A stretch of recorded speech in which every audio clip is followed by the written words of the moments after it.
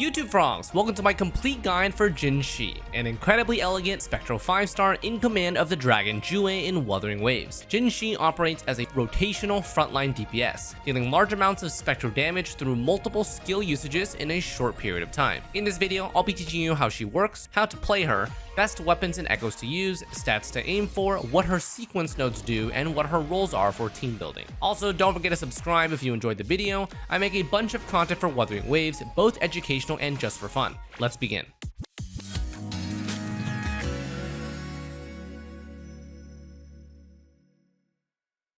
So, Jinhsi is a character we've been introduced to through the Wuthering Waves story since the beginning. She's always had a connection to the Sentinel Jue, which manifests as this big dragon. Now that she's playable in the game, we as players can command her and her dragon to deal some of the strongest sources of spectral damage that we have currently.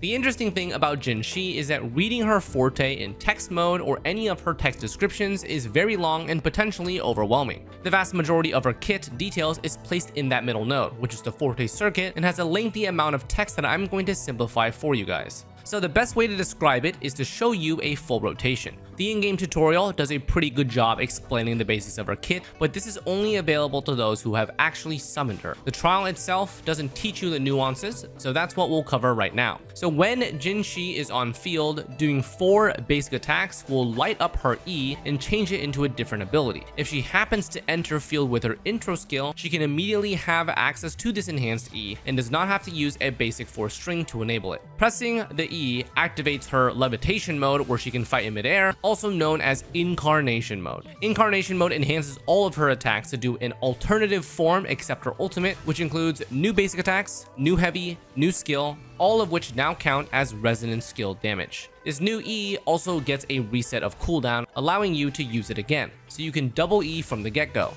If you basic 4 again while in this incarnation form, she'll transform her E one final time to a dragon ability that deals AoE spectral damage in front of her, putting her E on its longest cooldown of 10 seconds. This final E will give Jinhsi a free outro intro skill swap out every 25 seconds, incentivizing a swap heavy type of playstyle. If you happen to have any forte points on this bottom bar, these points will be consumed to enhance the damage of the final nuke hit from her skill's dragon, adding an extra multiplier for each individual point. This extra multiplier stacks up to 50 points, which is the full bar, meaning this extra multiplier can double, triple, or even quadruple the base damage her Dragon E deals. This is the strongest raw nuke from her entire kit, able to exceed even her ultimate's damage, which is also just a big standard nuke with no extra bonuses. For her actual forte bar, she generates 1 point when allies deal damage, or 2 points when allies deal coordinated attack damage. Both of these are separate counters and have a cooldown of 3 seconds. If Jinhsi switches out with the outro skill,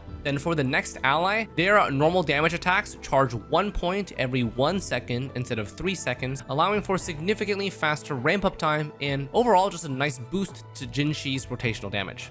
Once her Dragon E finishes, this concludes her major rotation of her E and basic attack combos, which ends up lasting about 6 to 10 seconds, and now is the best time for her to swap out to other party members while her cooldowns refresh. You could potentially stay on Jinhsi during this and continue her basic attack string, but this is not advised because the cooldown of her E still needs to tick down, and even if you get a basic 4 string, you can't activate the E again until it's clear of cooldown.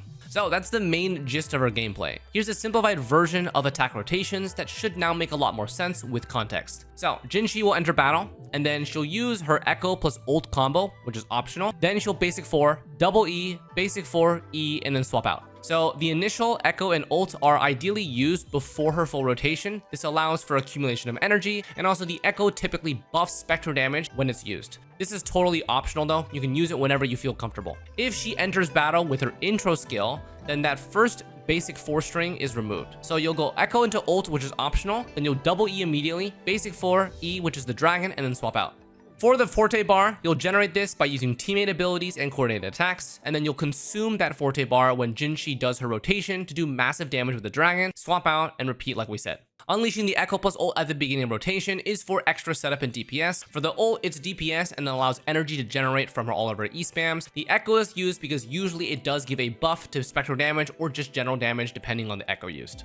Alright, onto her actual forte nodes. So, leveling priority. First, Forte Circuit, middle node. This improves all sources of enhanced damage. This provides a new multiplier for her entire basic attack string, and also has both multipliers for her enhanced E's, both types. Second, ult or resonance liberation. Third, fourth, and fifth is intro skill, then resonance skill, and then basic. The base resonance skill and basic attack nodes are less useful due to her design around her intro skill. If she enters battle via intro skill, which you're going to be incentivized to do, she'll completely skip the first E usage and first basic 4 string and go directly into enhanced levitation mode, which only uses the multipliers from the Forte Circuit. So she won't use her resonance skill or basic multipliers at all. And if she doesn't, the first E that she uses and basic 4 string are much weaker than her enhanced form overall, so their damage contribution is pretty small. That being said, intro skill, resonance skill, and basic are all secondary priorities due to their small share of the pie. Most of her damage will be coming from her Forte Circuit and ultimate. In general, since she's a main DPS, you will want to upgrade everything, but definitely prioritize Forte Circuit and resonance liberation first. For the branch nodes, backs them all out for free attack percent and free crit rate, really important. And then those middle nodes. So the first one provides free 20% spectral damage bonus, and the second one provides intro skill multiplier increase, which both are free sources of extra DPS. Playstyle. Alright, so a couple of gameplay tips that I came across while clearing Tower of Adversity. First, if Jinhsi enters battle without intro skill, she can begin her rotation with a quick E before the basic 4 because the initial cooldown is only 3 seconds. This allows potentially for 4 total E's to be used at no downside. This first E is obviously going to be her weakest multipliers, but it's still technically free extra damage before engaging in her full combo. Using her first E is actually a great way to play her in a quick swap team, most notably with Yin. Since her base E cooldown is really short, quick swapping between the two characters is very natural, since when you're on Jinhsi, you can quickly do an E and a couple basic attacks without needing to commit to a full rotation. The second thing is that if she enters battle with her intro skill, she's already going to be midair for it. So if you're using the new Echo Jue, this is not a problem because it can be summoned while midair. But if you're using an Echo like Morning Ike's, you won't be able to activate it mid-air, which will force you to plunge or just not use it altogether. For this reason, it is heavily recommended to main Echo Jue so her rotation goes uninterrupted. Overall, I found that achieving a near full Forte bar was pretty doable if the other team members both have coordinated attacks. Since Jinhsi gets a free outro skill every time she finishes a Dragon E, outro intro swaps are fairly common in this team and therefore grant Forte bar stacks every 1 second instead of 3 seconds like normal. So, on average, you'd be able to get about 3 to 6 Forte bar points every 1 to 2 seconds or so, depending on the hit frequency, which totals to about 30 to 50 every 10 seconds or so. Also, an important point to bring up, I don't recommend forcing a full Forte bar before using her Dragon E. It's efficient to always commit to a full rotation if you swap into Jinhsi and she intro skills, giving you an immediate skip to enhance E. You'll be able to notice this instantly when you swap into her if her E is glowing immediately. In full fights where Jinhsi has more intro skills than normal, she'd be able to Dragon E twice as often but with half the Forte bar each time. And this is still totally worth it because the damage output is still insane and you're also getting it more often. In general, the biggest advice I can give for Jinhsi playstyle is to be reactive to your cooldown and pay attention to when your outro or intro skills are available. Weapons. So Jinhsi is a broad blade user just like GN, even though it may look like she's a standard sword user. So for her basic stat needs, the usual crit damage, attack, spectral damage bonus are ideal, with energy regen being secondary and not a must-have due to her main damaging ability coming from her upgraded skill. And for general damage bonus, Jinhsi will prioritize resonance skill damage bonus because nearly 80% of her damage is categorized as resonance skill. Let's first take a look at her signature weapon, Ages of Harvest. So 22% crit rate at level 80, scaling up to 24.3% at level 90. Very nice stat stick, immediately allowing crit damage 4 cost main stat. It also grants 12% general damage bonus and 24 to 48% resonance skill bonus if the intro skill is used or the base skill is used. Overall, this weapon has really nice stats for Jinhsi, providing 24% crit rate and 60% total damage bonus. Using this weapon grants an immense amount of damage bonus, meaning her attack percent is going to be quite low. Echoes may be used to compensate for this, alongside specific supports and the support echo sets for buffs. Other possible weapons. So unfortunately, the broad blade list of weapons is pretty anti-synergistic with Jinhsi's kit. We have the standard 5-star lustrous razor. It's alright. Attack secondary is the only major upside. The energy regen and ult damage bonus are very minor. 5-star Aegean signature broad blade is only okay as well because it only provides crit damage secondary stat. Its passive is completely useless for Jinhsi. The only other crit weapon, 4-star Autumn Trace from Battle Pass, has attack percent passive, but only when dealing basic attack or heavy attack damage, which is none of the case during Jinhsi's enhanced state. Even if you're using basic 4 string, when she's in levitation mode, it only counts as skill damage and not basic. So pretty unfortunate, but still useful because it's crit rate. The only other broad blade that has usable synergy is Helios Cleaver, which is a pretty nice attack percent stat stick, and therefore pretty useful for Jinhsi only needing resonance skills to proc. And of course, if you've got nothing else, you could consider the 3-star broad blade of Night, which is another raw attack percent stat stick. My overall recommendations basically boils down to this: Ages of Harvest signature, any 5-star for its raw stats, Autumn Trace just for the crit rate, which is similar to the Helios Cleaver, and then 3-star Broadblade of Night. Echoes. So no surprise for Jinhsi, she's a main DPS dealing spectral damage, so she's going 5-piece Spectro. Alternative choice is 5-piece attack set, which is the Lingering Tune set, but overall this will always be weaker than 5-piece Spectro. Jinhsi will be gaining up to 40% spectral damage from her 5-piece Spectro set, but 30% of it does require an intro skill activation.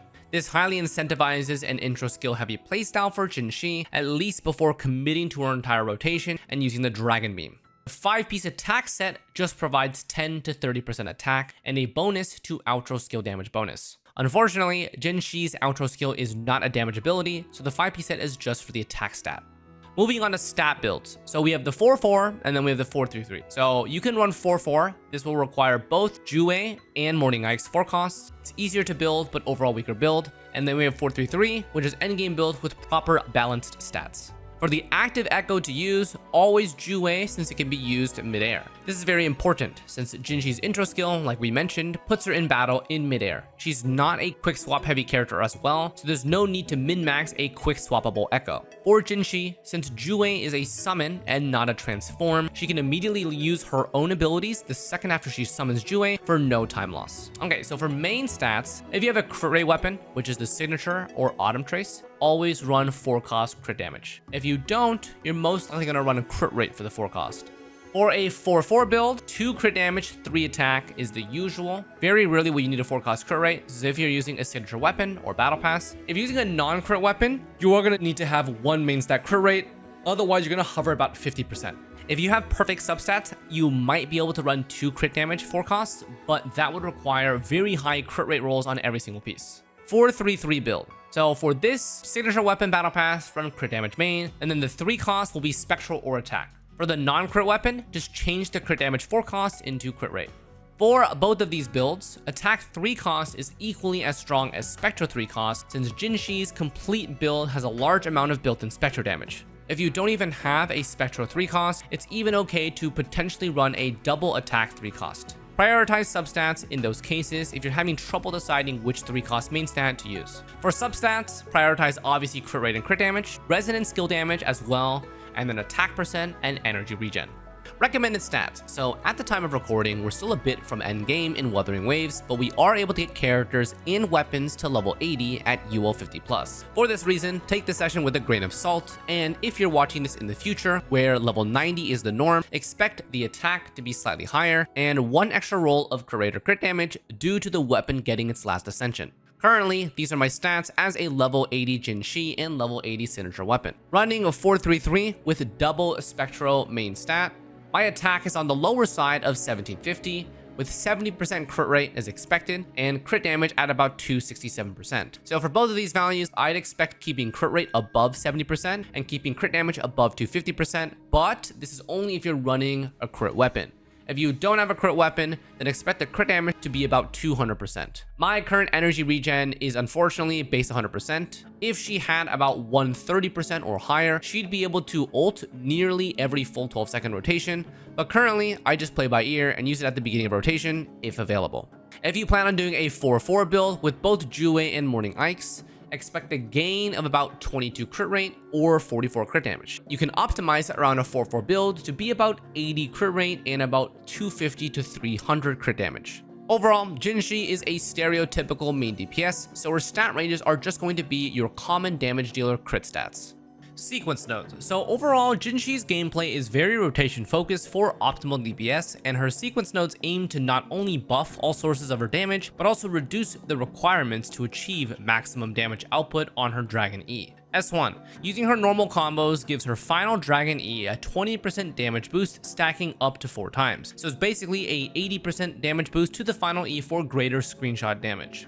S2. So this gives Jinhsi a full forte bar if she's fully out of combat for 4 seconds, meaning she'll be able to activate her highest multiplier Dragon E at the beginning of the fight. Unfortunately, the wording is a little awkward and sounds like she's able to always get a full bar when she's swapped off field, but it turns out she only gets this if your full party is completely out of combat for 4 seconds. So in difficult content like Tower of Adversity, this will only benefit you at the start of the fight.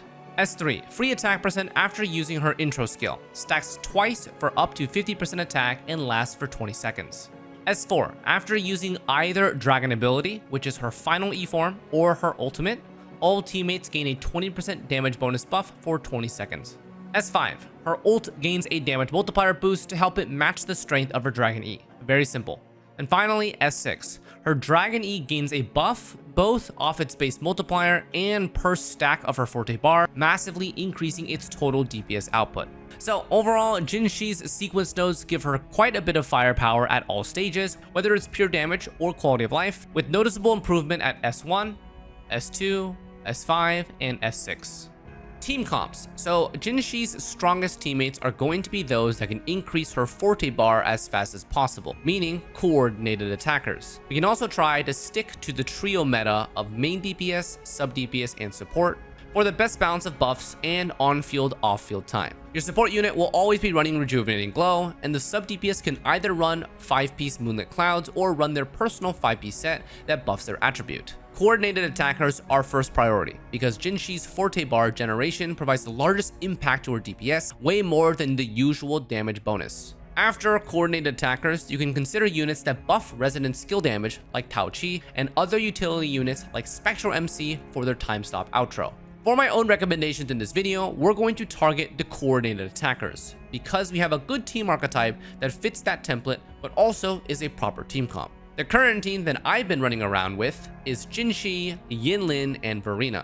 Verena is her best true support. She's able to run 5-piece Rejuvenating Glow, has very low on-field time, she heals, she has fast concerto energy generation for outro skills, and has a coordinated attack on her ult. There's so much utility in Verena's kit that it's almost a must-have to pair with Jinhsi for optimal gameplay. Paired with Verena is Yinlin, as the unit released right before Jinhsi, and is a dedicated sub-DPS with coordinated attacks, as well as a quick swapper. In this particular team comp, Jinhsi and Yinlin are constantly quick swapping between each other until Yinlin has full forte bar and is able to set up her punishment mark. Once that is set up, immediately swap it to Verena for full buff activation and echo usage, generate enough concerto energy for outro skill and intro skill into Jinhsi for a full rotation. Once Jinhsi's rotation is complete, you can swap back into Yinlin and continue quick swapping for forte bar generation. Because Jinhsi's rotation gives her a free outro skill, you'll be able to intro skill into Yinlin, which will softly generate her forte bar, give it a little extra boost, making the rotation a little smoother.